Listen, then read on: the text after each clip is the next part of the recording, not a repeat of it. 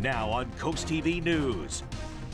Paving Rehoboth Avenue starting back up when the city says work will finish up.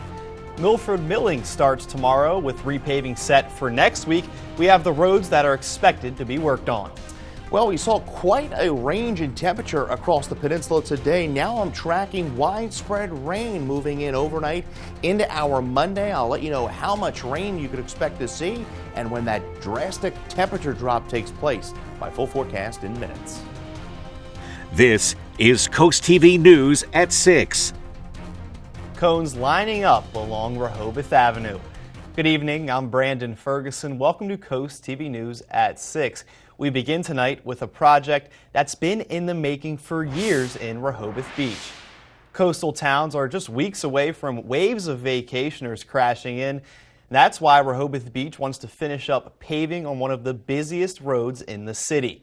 CoastTV News reporter Kevin Zapay shows us what you can expect. Rehoboth Beach attracts approximately 7 million visitors annually, which is why Rehoboth Beach is continuing their year-long effort to finish pave work along Rehoboth Avenue. And Annabella Doherty, who works on Rehoboth Avenue, says this could affect their business. With the paving outside, I think it could make it harder to tell if our business is open.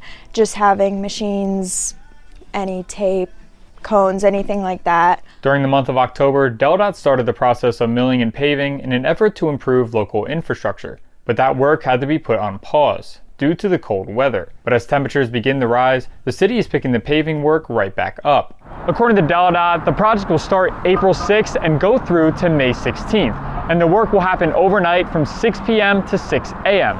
You can expect construction to happen on 2nd Street and the traffic circle in Rehoboth Beach, starting right where they left off. Something Doherty hopes will be done on time and not trickle into June. I would say May to July are the busiest months here. A lot of people come in from out of town. Cars can expect lane closures and parking restrictions during construction. I'm Kevin Zapay, Rehoboth Beach, CoastTV News. Here's some important things to know about the repaving history of Rehoboth Avenue. We first reported this repaving in August of 2023. It was said to be done in the off-season from 2023 to 2024, but that work was pushed to this past off-season. And follow me on this. In the beginning of October, DelDOT delayed the work due to unexpected budget increases. Then weeks later, after the Sea Witch Festival, work officially began before being stopped due to cold weather. Staying in Rehoboth Beach, DelDOT says the drawbridge leading into downtown needs structural work to prevent erosion. DelDOT is eyeing the off-season for these repairs for 10 weeks in between October and lasting through April of next year. On Monday, DelDOT will host a public meeting about the project at 5 p.m. at the Rehoboth Convention Center. Back in Rehoboth Beach, the city says the new beach patrol station will be done on May 16th, according to the most recent timeline from the city. In December of 2023 is when preliminary site and utility work began on the beach patrol headquarters. The site of the new building is just feet away from the beach off of Baltimore Avenue. As the project stands, it is currently $750,000 over budget. And one local CoastTV spoke with says this project is scheduled to finish up at the perfect time. People that come during the summertime feel safer because of it being state of the art and being up so high so that they can really see the beach and everything. The city says right now crews are pouring flooring and installing siding into the beach patrol station as that May 16th completion date is quickly approaching. Road delays are coming to Milford starting tomorrow. On your screen now is where milling will begin in preparing for paving. This work will take place daily from 7 a.m. to 5 p.m. and the paving is scheduled for Monday, April 14th. The Senate Republicans voted to approve their sweeping budget in the early hours of yesterday morning. The 51-48 vote included support from every GOP lawmaker except Senator Rand Paul of Kentucky and Senator Susan Collins of Maine, and came after the Senate considered 28 amendments to the resolutions, and those resolutions still has to pass in the House before committees can begin crafting the actual bills for both chambers to pass. This was Delaware Senator Lisa Blunt Rochester's response to the Republican budget resolution, saying in part, quote, "If they want to negotiate this bill alone, they should be forced to pass it alone. Needless to say, I oppose this bill. Delawareans deserve better," end quote. We now take a live look into Dover, and we bring in our first alert meteorologist, Chris Mastrobone. Chris, it wasn't a bad weekend out, but colder temperatures are coming.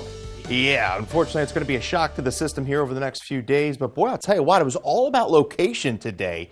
79 in Georgetown, 66 in Easton, but we hit 82, Salisbury 86, Wallops Island 83 in Ocean City, ahead of that cold front that we saw push through today. We had some sunshine in those areas.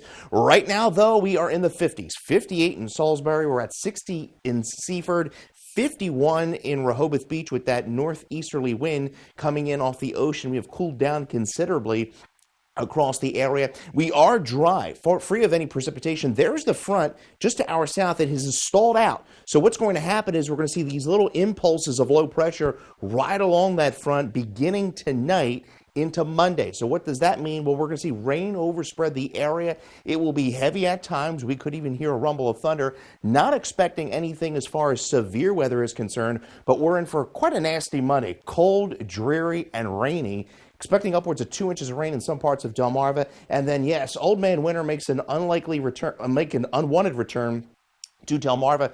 We're going to likely drop below freezing as we get into Wednesday morning. We'll track the rain on Futurecast, and we'll talk more about that brutally cold air moving back into Delmarva coming up in my full forecast. Brandon? Thank you, Chris. Delaware's wild turkey season opened this weekend, but DNREC says there's some new changes are coming to the season, mainly hunting on Sundays.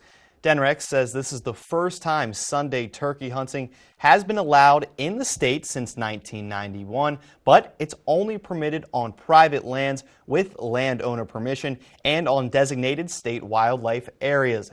It's still not allowed on state forests and national wildlife refuges, and the season runs from April 5th to May 10th in Delaware.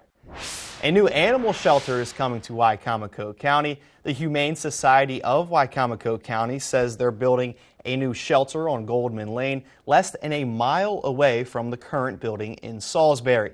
The nonprofit says the new facility is expected to cost $5 to $7 million, and they're looking for donations to help get it done.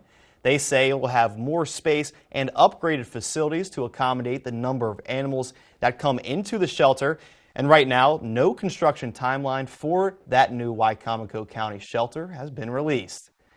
New lodging and rental taxes may be finding a new room in the city of Lewis. City leaders are proposed 2 new accommodation taxes. One would be 2% lodging tax on hotels, and the other would tax short-term rentals and long-term rentals at 5.5% and respectively. City officials say the proposed taxes would give visitors a way to contribute to city funds, but one hotel owner says it could cost him business. We're all locally owned, and we all fight for our guests, and especially in today's trying times, as we, even a couple points, we're not happy about. City leaders are expected to discuss both proposals at their next public hearing tomorrow and say if passed, they would all take effect January 1st of next year.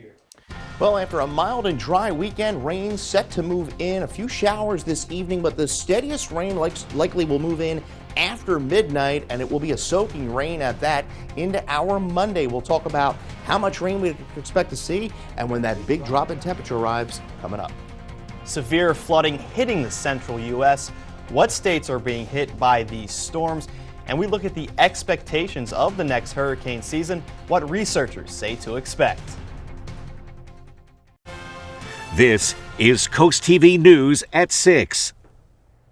Parts of Kentucky continue to feel the impacts of flash floods. This is Mayfield Elementary School, where classes were moved to non-traditional learning last week because of the flood warnings. The city and the rest of Graves County was placed under a state of emergency due to the excessive rainfall, which also caused mudslides, road closures, and flash floods in several areas of Marshall County. The 2025 Atlantic hurricane season starts in June, and forecasters are getting ready for a busy year. Hurricane researchers at Colorado State University have released their early outlook. The group suggests an above-average hurricane season with 17 named storms. 9 are expected to become hurricanes, and 4 will likely be major hurricanes. The researchers believe atmospheric and oceanic factors will align to create plenty of storm development. Yeah, I have a feeling we're going to see some powerful storms this hurricane season, just 2 months away. Now, we are going to see our fair share of rain tomorrow, pretty much a washout of a day. We turn colder Tuesday and the Wednesday, and then we'll see those rain chances ramp up by Friday. We'll talk about how much rain you can expect to see and how low those temperatures are going to fall. My full 7-day forecast is coming up right after the break.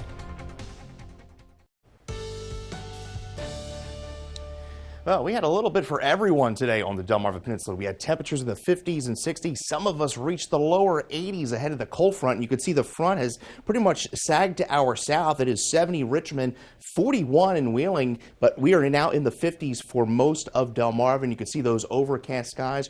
We're at 51. We were in the 80s this morning here in Ocean City. We hit our highs late morning into the early afternoon time frame, and then we saw that cold front pass through. But it is pretty chilly out there at the moment. We're at 59 in Seaford, lower 50s along the coast. You could see the wind flow. We were in the southerly flow this morning. Well, now you can see those winds have shifted out of the north-northeast coming in off the ocean. There's that high, 79. Notice the low. We hit the low just after midnight, and those highs were right before the lunchtime hour.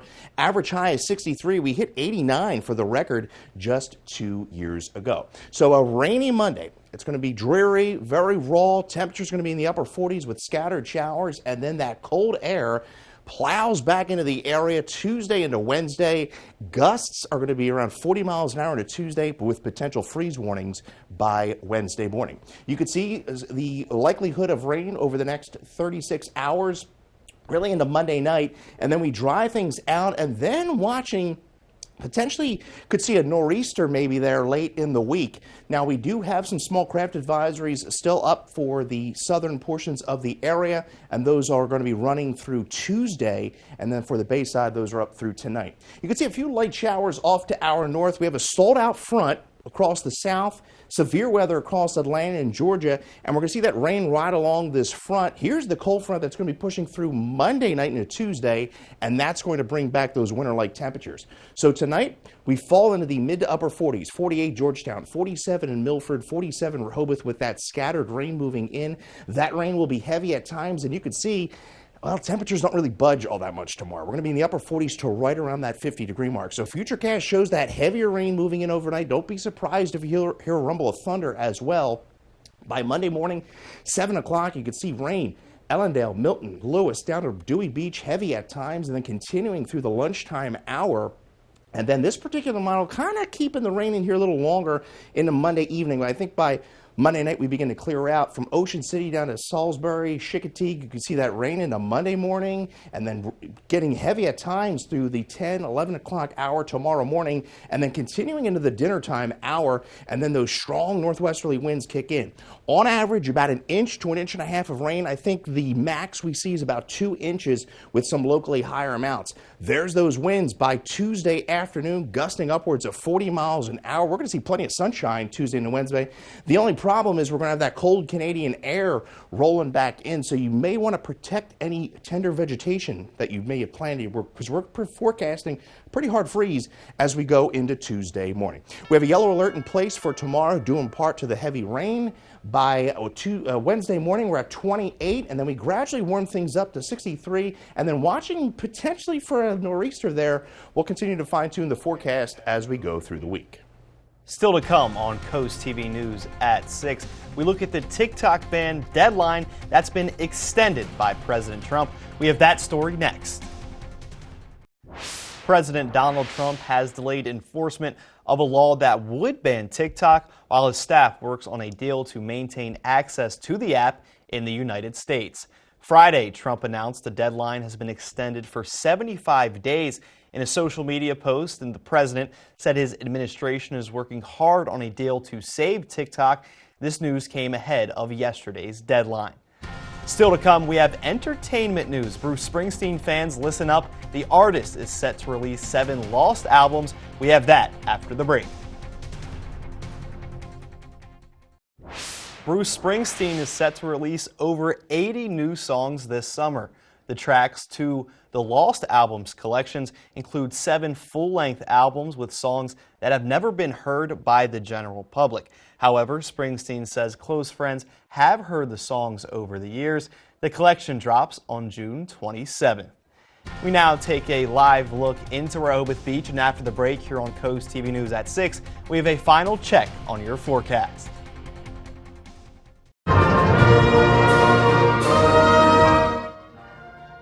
The Delaware Winds held its spring concert today at Cape Penelope High School.